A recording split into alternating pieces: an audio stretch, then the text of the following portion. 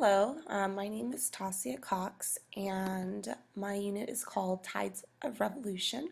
This is for 10th grade world history, and the unit satisfies content standards 10.2, which states students compare and contrast the glorious revolution of England, the American Revolution, and the French Revolution, and their enduring effects worldwide on the political expectations of self-government and individual liberty.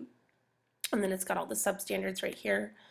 So some of the big ideas for this unit, the first one is ideas of democracy and revolution spread over time throughout the Enlightenment and through the works of many philosophers. How are the contributions of these philosophers relevant today? Several important documents emerged and are still influential / relevant today, such as the Magna Carta, the Declaration of Independence, the French Declaration of Rights of Man, and the U.S. Bill of Rights. How would the world be different without these? The third one is the U.S.'s revolution's unique character became influential worldwide. Where else in the world have we seen a revolution with similar characteristics? And the last one is France's revolution was more complex as France transitioned from a constitutional monarchy to democracy to a Napoleonic empire. What was unique about France's periods of revolution that set them apart from other democratizing nations? So the big idea is really just focus on a key period of revolutionizing democracies, starting in the 17th century through the 18th century and the beginning of the 19th century. So we'll go up here to my unit map, and let's try and zoom in a little bit. So the unit map really, let's full screen it.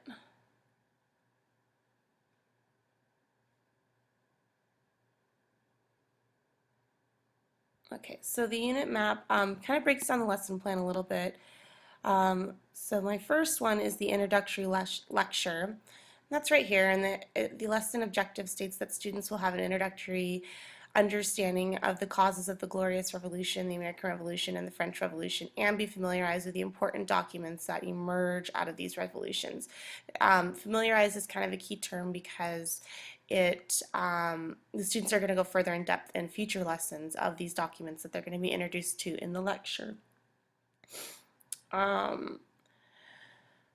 Then next they're going to do a primary resource lesson plan. This lesson objective is going to have the compare and differentiate and draw conclusions between the English Bill of Rights, the Declaration of Independence, and the French Declaration of Rights of Man and the Citizen.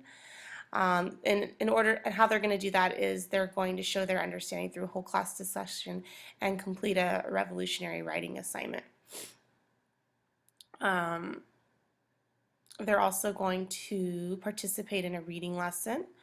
And this objective states that students will be able to differentiate between the various philosophers and contributors of the influence of the different revolutions. Students will show their understanding and acknowledgement of contributing philosophers by organizing them into a digital matrix. Discussion lesson. Students will be able to demonstrate their understanding of the unique character of the American Revolution and how it became influential to other democratizing nations around the world. They're going to do kind of like a little mini reading, and then they're going to come together and discuss how their readings of different countries and their revolutions and reflected that of the U.S. Lastly, this is kind of the big project. It's the newspaper. Students will be able to demonstrate perspectives and understanding of the French Revolution through the different viewpoints of the three estates.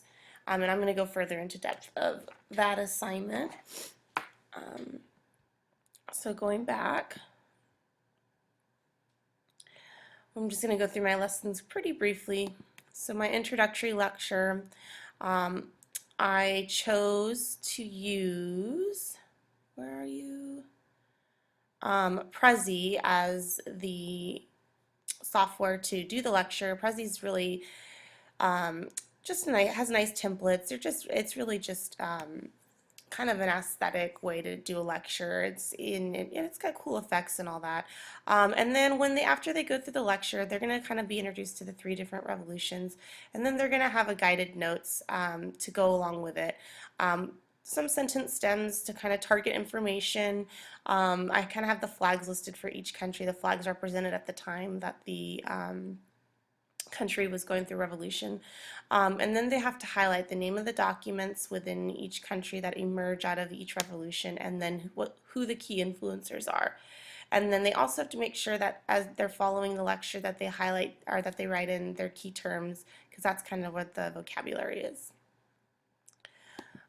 So for the reading lesson plan, students are going to be reading about a philosopher that inspired each revolution, and through the reading they're going to kind of organize the information that they have about each philosopher. Through the primary resource lesson plan, students are going to kind of go further in depth and really look at the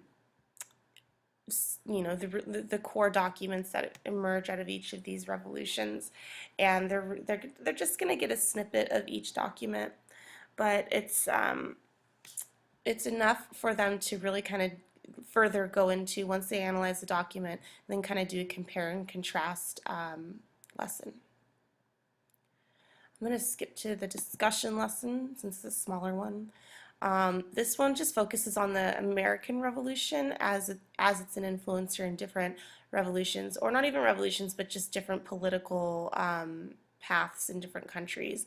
And so I have like just a tiny read on different countries of Ireland, Italy, France, Germany. These are all countries that have made giant transitions after the American Revolution, and I'm having students read these transitions in different countries and kind of highlighting and coming up with similarities they see in these countries that reflect what happened in the US during their revolution, and then kind of draw their conclusions here on the bottom, and then later on they're going to participate in a discussion.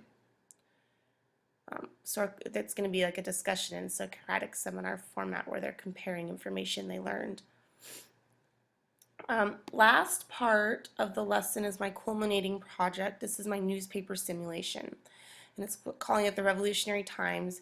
Now, it does only focus on the French Revolution, but by this point, students have a really good grasp of why nations are revolutionizing, so it kind of lays the groundwork for this next activity.